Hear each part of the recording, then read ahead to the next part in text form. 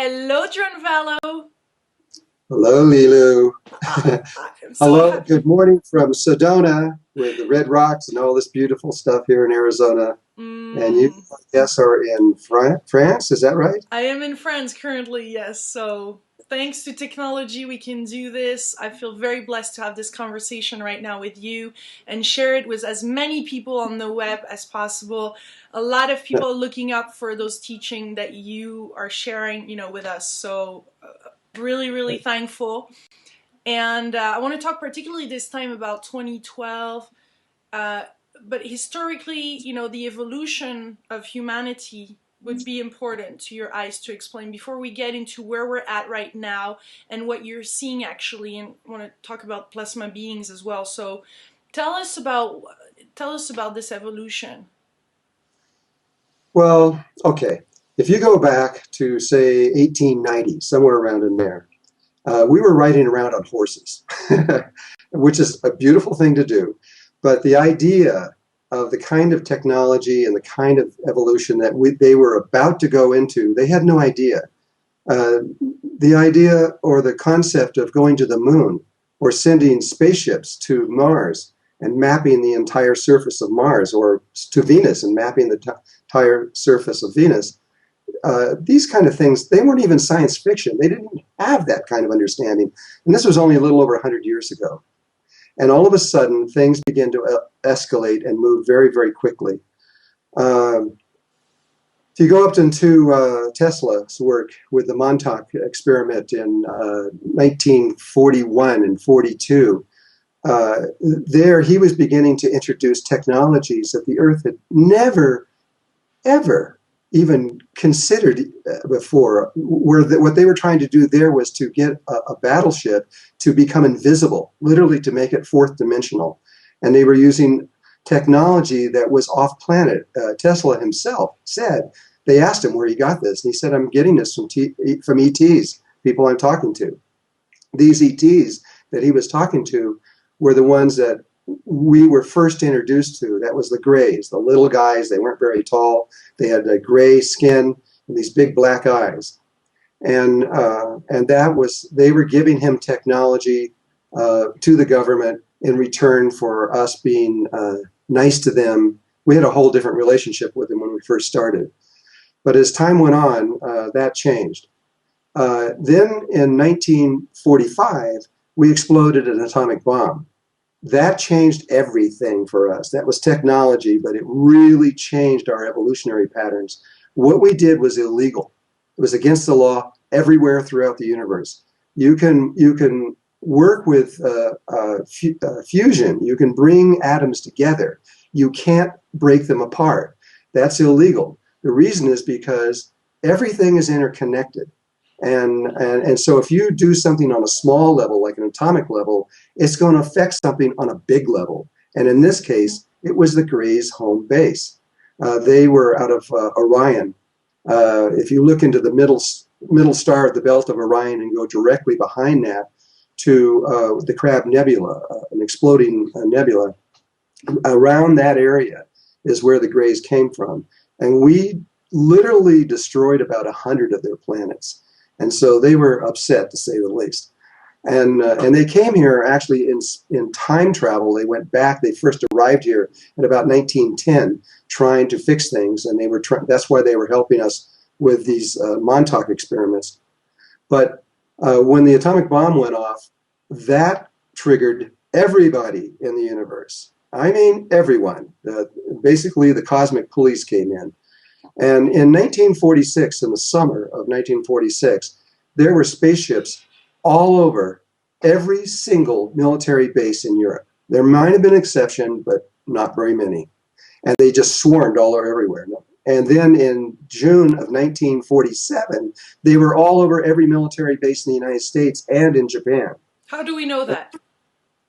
I can prove that. The head of the Blue Book project, which was the United States Air Force project, was Captain Rupert. They never talk about him. They really want to act like he never existed. But he was the director of the Blue Book project from day one all the way to about 4 or 5 years into it. And prior to that, he was the head and the director of the Project Grudge, which is an even more secret UFO investigative project.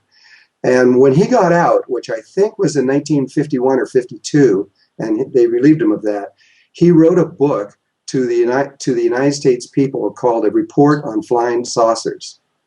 And he gave in detail everything that happened in his administration for 5 years. He listed names and people and the generals and exactly the committees that met and everything. And he was the one who said this, that they all started out first all over Europe in 46, and then all over the United States and Japan in 1947. And if anybody wants to see that book, by the way, the Air Force at that time, right when he got out, decided that this had to remain secret. And so when he published this book, they went out and they confiscated every copy of this book they could find. And interesting enough, he died a year or so later. We don't know why, but he is no longer existing. And when I found this book, I found one copy of it. It was 50 cents, a book from back in the 1952. We recopyrighted it and we reprinted it. And so I haven't sold this for a long time, but if anybody wants it, they can go on drumbelow.net and I'll get them a copy of it and they can read it. It's amazing. There were 42,000 sightings in 1947. And they took 750 of those sightings that were so outrageous just to study carefully. Those were sightings where the UFO was directly over a military base with one of our jets directly behind it, and the pilot locked onto it with our radar directly seeing the two blimps going by. And in these cases, usually quite a few generals and people on the ground watching them go by. And so it wasn't a matter of did this happen or did it not. They had 750 cases that they knew for certain it happened. And he talks about these things. So tell us, why does it disturb so much the government? Well, they realized by 1951 or 2 that this was a serious situation. And they also realized that they weren't as friendly as they thought they were initially.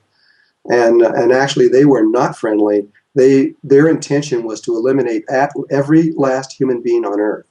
And they weren't kidding around. And they began to know this, and that's when they pulled the shade down, made sure nobody knew what was going on, and then they continued on trying to solve the problem. This is why they went into Star Wars. It wasn't to go after incoming meteorites and things like this. It was so that we had a 360-degree angle where we could declare war on them if we had to. And they were scared for a long time, and they had good reason to be scared.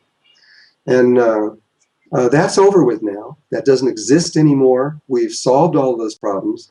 And the Greys aren't even on Earth anymore right now. They have left us here. And the situation with ETs has changed dramatically over the last few years. And it is this new approach that is coming in is extremely positive. And we think that there's just the Greys here and perhaps the reptiles and a few other races that are working together. But because of what's going on here and because of our evolution, this is something I have to get into, what's going on in our evolution. There are so many people, this is going to be a hard one to even accept or even believe, but we know this. There are now over 250,000 different species of life forms from other places that are here on Earth in either a fourth dimensional or higher level. They're watching us carefully, and these people love us. They do not want to hurt us. They want to try to help us. And it's a whole different situation, but most of the world, and even most UFO people, don't understand what is going on right now. And later in this broadcast, I'll get into one of these races that love us so much and really, really do want to help us. And when you understand it, it makes you feel better. Makes you feel better about life, definitely. So, how did it evolve the past decade or the past 2 decades?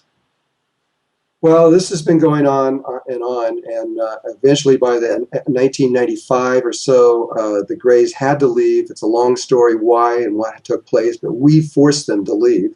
It was not military. It was a single female person, and she defeated them. It's amazing. But these are stories that I can't get into now. It's just too complex, and it would take us away from the bigger picture. We can't But at even this, know who it is. we're not allowed. I can't say who that is. That person's life would not be safe. No, we can't do it. It's an indigenous person, a woman out of Peru. That's about all I can say right now. But and so the evolutionary aspect is what is now bringing in the attention of life everywhere. We don't know how fast we are evolving. Something took place. You see all these rapid events changes that were taking place in our lives, mixed in with all this technology. There was something going on with the sun, of all things. The sun that was what only happens once in the life of a star, only one time. All suns, all stars start out as hydrogen suns. And it takes a long time, in this case about 5 billion years or a little more, for us to build up enough helium to begin the next stage. What happens is the light from the sun is caused by two hydrogen atoms coming together, forming helium. And so everything that is evolved on Earth up into this moment is evolved directly from this hydrogen light that is coming to the Earth. And you can speak with any scientist on Earth, and he'll tell you that all life that is here on Earth came from the sun, not from Earth, but from the sun, from the light and the radiation that came from the sun. That is what is evolving us. Well, when the light changes, that's a big deal, and it changes evolution forever. And we are now got to a place where the helium is built up so high inside of the sun that you're getting 3 helium atoms coming together, forming carbon, and a new kind of light is evolving onto Earth. Bell Labs acknowledged this on August 7th, 1972, when the first helium blast came off of the sun. They were amazed by this. They took the photograph of it and said that this was probably one of the greatest moments in the history of the Earth. And we just kept right on going like nothing was happening. And right after that, or right before that, in the 60s, the revolution that began to take place there, that was because the helium light was beginning to change then, but it peaked on August 7th, 1972, and we'll never be the same after that. And so what it means is that for some reason, and we believe we know, but that's another subject that would take about an hour to explain, our evolution has suddenly catapulted into another level, and it's something that the rest of the universe has never ever seen before. They can't even believe it. It's kind of like if there was a baby born, and then suddenly the baby comes out a little baby, but then 15 minutes later it's an adult. This is just like, how can this be? And so the evolution speed that humanity is going through right now it's mind-blowing to everyone that's watching it. And we don't know because we're inside the box, not outside the box. And so we don't know that we're evolving so quickly and so fast. But we are. This is not normal. This has never, ever been seen before since the beginning of the creation of this universe. And so it has attracted, this is why these 250,000 and maybe as many as 300,000 different cultures are here. They're not here because of the atomic bombs or anything the Greys were involved in. They didn't care about that. They care about the evolution that we're going through.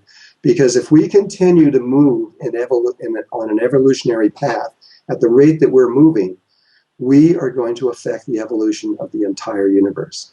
And they know this. And so they know it's going to affect them, and that's why they are so closely watching what's taking place with us. What are the different elements of that evolution? What are the different things that are evolving within us? Can you point at that? Well, it's beginning with technology. Technology, we think that we are the greatest thing that ever lived on the surface of the earth. And we point to our technology and our mental abilities. That we say, look at us, nobody's ever done this before. In fact, life forms have done this many times before on Earth. We just don't know it, but not in this way. And this evolutionary change that's occurring is it's beginning with it's beginning with technology, and they're feeding us this. We're literally being fed this technology to give us this. But what happens, and they know this, is that we're coming to this point very soon. And what the Mayans say happens in 2012, or actually could happen even today, because it's this window around 2012. It's not the date December 21st, 2012. It's from October 24th, 2007 to approximately November, December 2015. That's the window, and the events that the Mayans talk about could happen anytime in that window, which means it could happen today. But let me see, where was I? Well, we were looking at the different things. One of them being the technology is one of the factors that really is helping us to evolve. But I was also wanting to hear from you, what are the different things that are evolving within us, like our DNA, our frequency, vibration, our capacities, etc. Okay. Well, the technology aspect is a lead-in. We think it's the end in itself, that being able to do all kinds of amazing things with technology is the end of it. From a higher point of being, a higher being's point of view, it's kind of like a chicken and the cracking of the egg. Whenever technology appears on these levels, we know that that race is just about ready to evolve very fast. A day will come, any day now, when we are going to realize that we don't need this technology anymore. We can do without anything, without any electronics, without anything, just having a human body, that we can do absolutely anything that technology has done now, and we can do things that we can't even imagine at this point. And we are going to do this. This is what all of life is now just waiting for us to do, and we are just ready to step out of that, into that level of existence. Yes, there are changes within our DNA. Some of these changes that are being presented by different teachers around the world, I don't believe have any validity, and some of them do. The idea that we're about to move from 2 strands in our DNA to 12 strands in our DNA, first of all, is not even physically possible. The DNA is based on the dodecahedron-icosahedron relationship, and when you look at it, it's a pentagon facing down, a pentagon facing up, and there are 10 possible channels, not 12. And there has never been one person on Earth where they've ever seen 12 channels move into yet.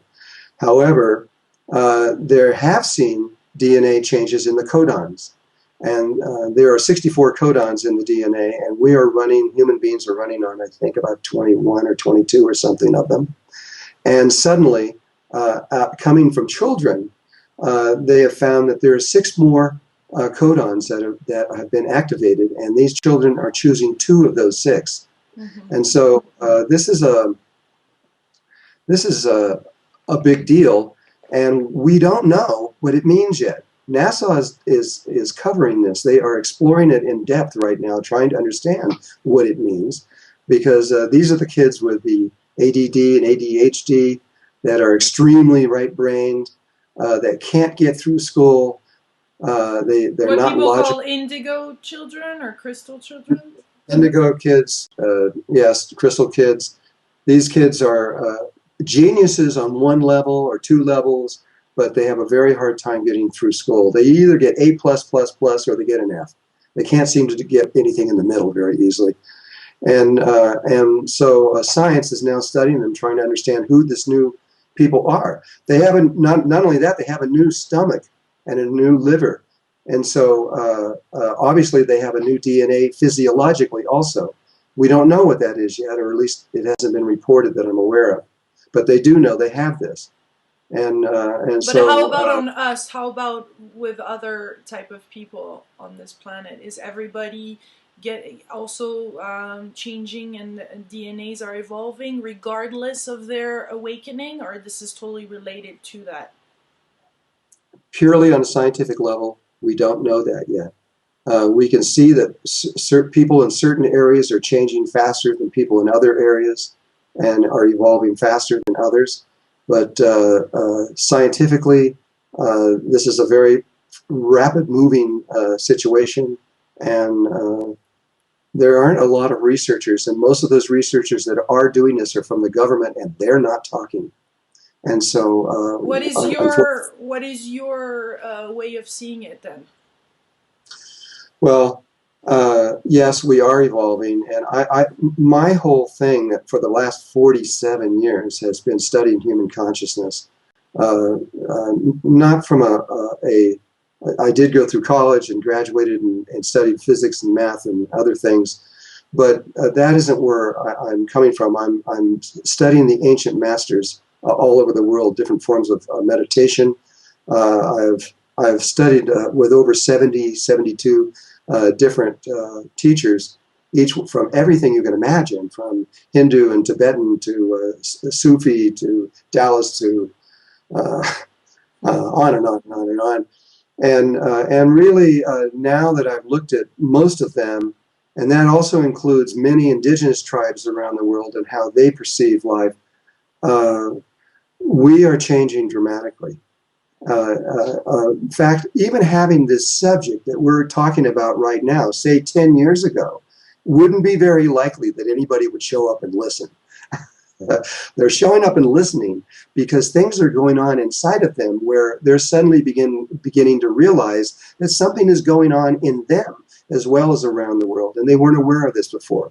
20 years ago, no way, not even possible. We are becoming a different human race.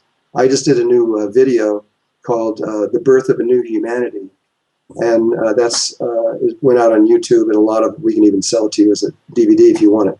But that was an extraordinary event that has taken place. It was 13,000 years of humanity working together to create a electromagnetic field above the Earth, so that is geometrical in nature and surrounds the whole planet, which NASA has totally mapped, and so has Russia, and which is necessary for us to move from normal human consciousness to a brand new level of consciousness. I don't know what you want to call it. Some people are calling it Christ consciousness, and some people have different ideas, unity consciousness. How about the heart consciousness? The heart consciousness would be a better one, really, because this consciousness is based on heart perception rather than brain perception. And it's something outside of who we are right now. It's something that we are just evolving into at this moment. There's only a few people in the world that really understand.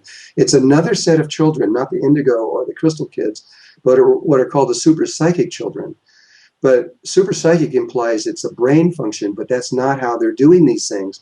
They're doing them from their heart and from the connection to these grids above the Earth.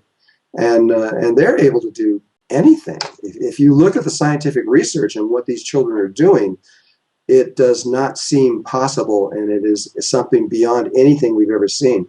The Chinese have actually scientifically reported to all the major magazines like Nature Journal and Science News that they've actually watched children walk through solid walls. No kidding. And they've been able to do things that are where they can just look at a petri dish with DNA in it and change the DNA just by looking at it. And it goes on and on and on and on.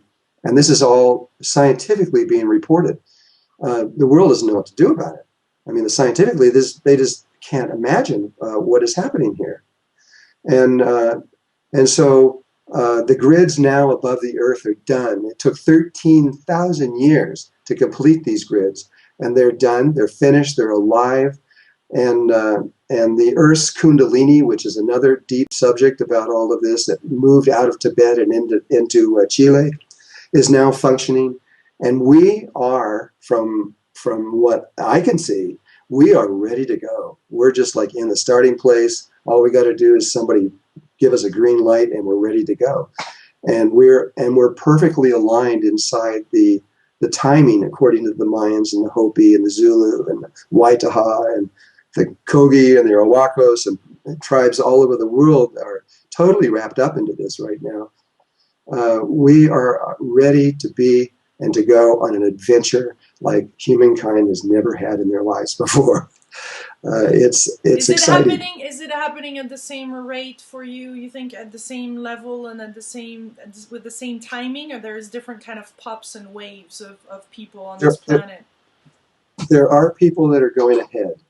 The ascended masters, people who have evolved from all over the world, but human beings just like us, but evolved, and now are immortal. They don't die anymore, and they are deeply. Avatars? Is that the same than avatars or not? An avatar is someone coming here onto Earth to change humankind. These are beings that have gone beyond that. They're not that would be like a Jesus would be an avatar, someone who is Oh yeah. attempting to change everything. These are people who did not attempt to change anything; they just did it and went on, and they are deeply involved in all of this. Without them, we would have never made it. They are the highest levels of humankind. But there are other people now here on Earth, lots of them, probably into at least 1 million or more, that are rapidly changing into levels that they're not human anymore. They're able to do things and are able to function on levels that we could not say is a human capability. And they're going up further all the time, every day. And I study these people. I go somewhere in the world every 3 weeks, and I've been doing this for 27 years, 280 times going around the world to different places. And I go in there and I study with people at different places from in Russia or China or Japan or different areas, different places, and it is really happening, but in small pockets of people. The time is about to come when the entire human race is about to come together and move in a way that we had no idea that it was even possible for us to do this. And it's impossible for us to miss that? Oh yes, you're not. No, you're not going to. You're not going to say, "Is this happening or is it not?" There's not going to be any doubt. There's a lot of things that are going to occur that are huge, and they're part of this human jump in consciousness.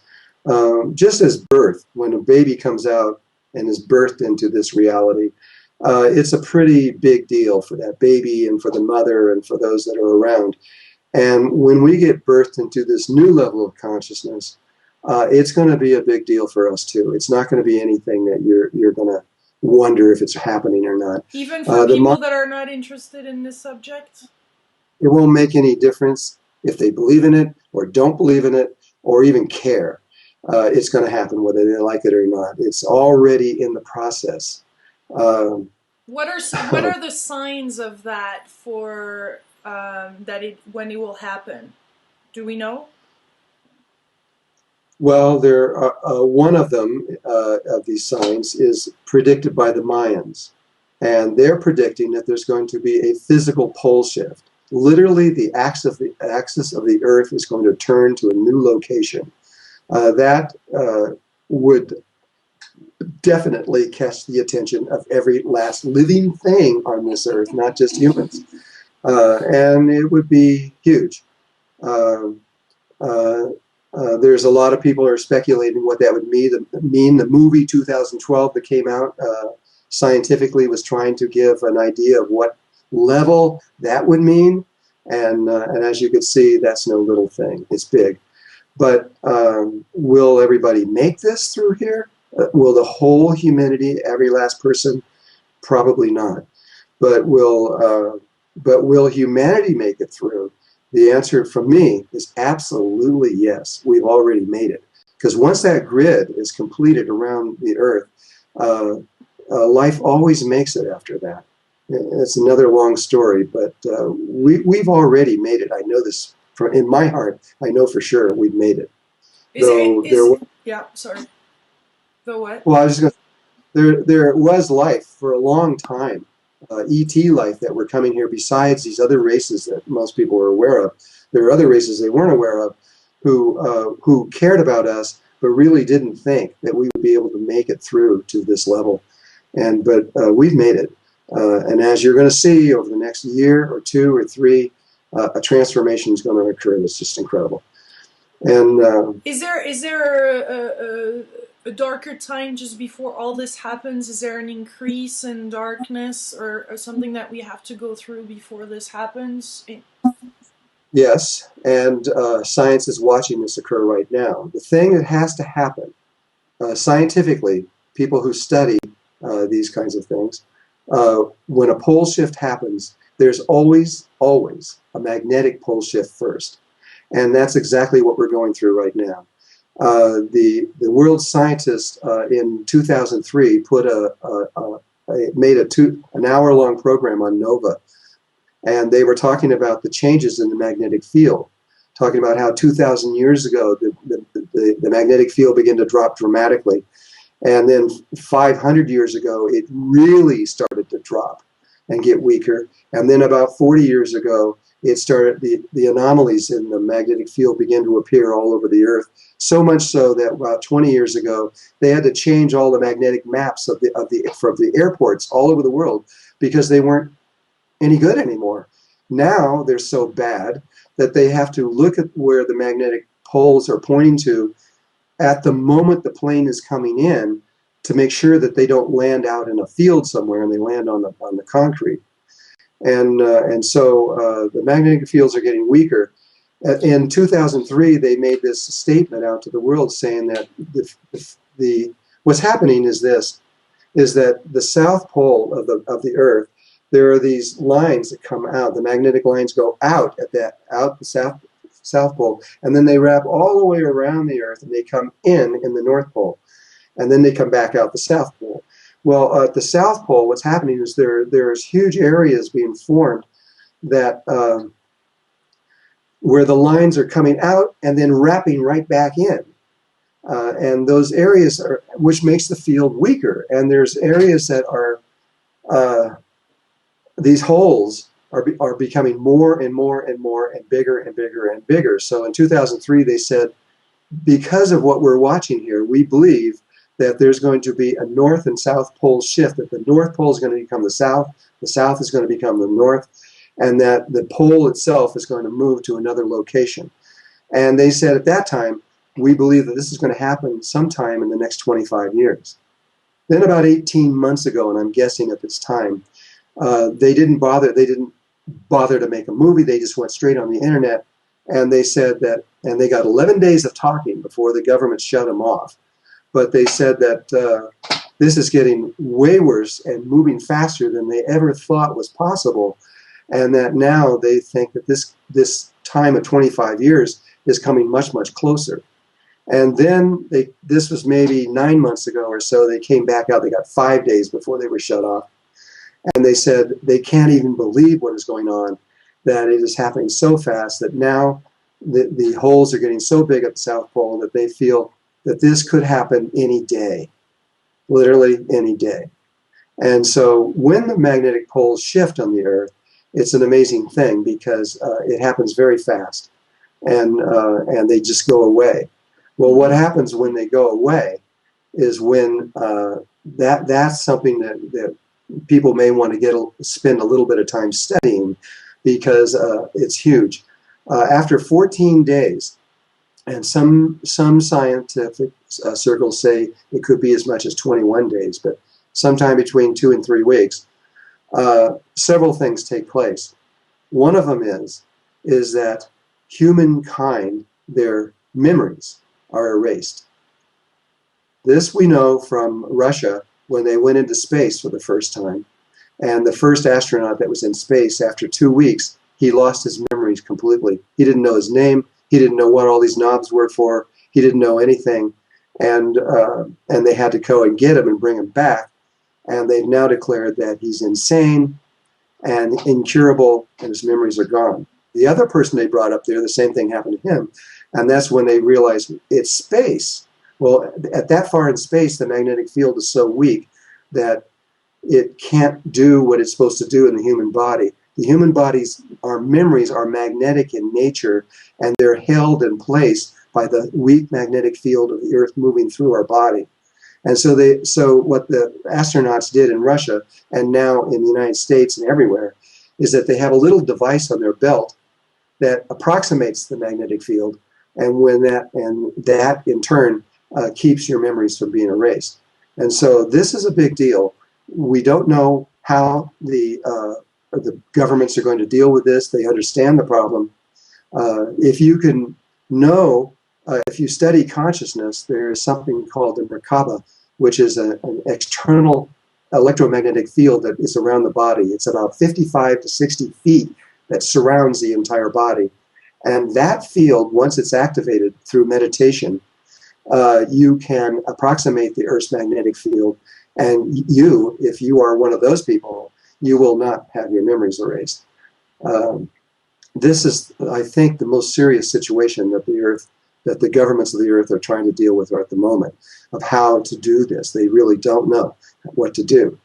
The other thing that happens is that the crust of the Earth, for a long time, they could not understand how there could be a pole shift. It didn't make any sense, because the Earth is a huge gyroscope and rotating with unbelievable mass. And if you were to just move the Earth to a new axis, the amount of force and energy that would be required is beyond anything that we can imagine that would naturally take place. It would have to be a moon running into the Earth to make that kind of force to move the Earth off axis. And so even though we know that the Earth shifts its poles all the time, I've personally studied 250 million years, and we have done it several hundred times in that time. Now they've gone back about 450 million years, and we have shifted our axis many times. We've shifted it 13,000 years ago, and we shifted it 26,000 years ago. And now 13,000 years ago, exactly on December 21st, 2012, scientifically, we would expect the poles to shift because they run in flurries. When you see them happen, you don't just see one pole shift, you see 8, 9, 10, 11, or 12 in a row. And we've just had 2 in a row. So you would expect this for a pole shift to happen. But we don't know how it could happen. So what they've now discovered, and they now have accepted in 1985, is the work of a scientist who discovered something. And that is the crust of the Earth, a thin eggshell hard surface that is surrounded by lava underneath that. There's a crust, there's a rock surface that holds the crust to the lava. And it's homogeneous over the whole Earth. And it's a rock, and it holds that surface in there until the magnetic field goes to 0. And after 14 to 21 days, this rock turns into a liquid. And now the surface of the Earth can just float around and move. It doesn't have to. The Earth can keep rotating. Nothing changes on those levels. But the surface of the Earth can move. And what they believe is going to happen is that the South Pole, the ice caps, are off surface, they're off center to the spin of the Earth. And when we go into, and so when the crust is free to move, that ice is going to move into the spin of the Earth and move the crust to a new North and South Pole. They're pretty well convinced of this now. In fact, they have already figured out where that North Pole is going to be, which is about 17 degrees into Russia in this particular place.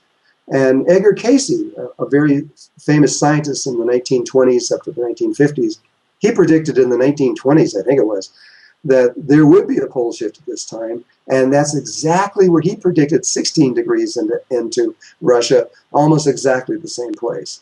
So you have the psychics and the scientists agreeing that this is probably going to happen.